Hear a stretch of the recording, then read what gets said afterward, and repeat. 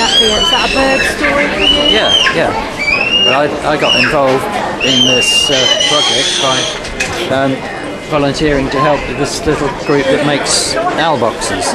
So we're supporting the population of owls in the area, and from that we've branched out into, if you pardon the pun, we've branched out into tit boxes and blue tit, great tit and robin, and we're now looking at hedgehog houses and that sort of thing.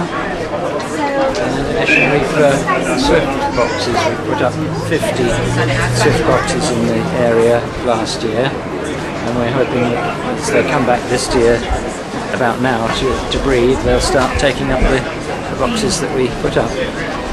So how are the boxes going in your house, in your garden? I've got Swift box on my house, but unfortunately they haven't started using it yet. So Not yet. I'm hopeful that they will do this year.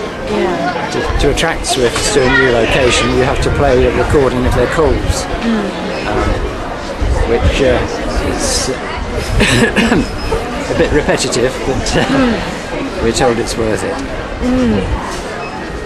And how are the owl boxes doing this year in Bisham?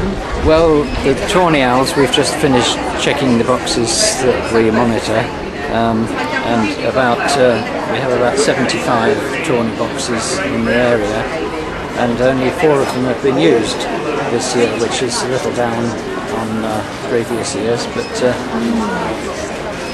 and then the barn owls will be about a month's time. They'll start using them. And so we're hopeful that the barn owls will be better than the tawny owls. Fantastic.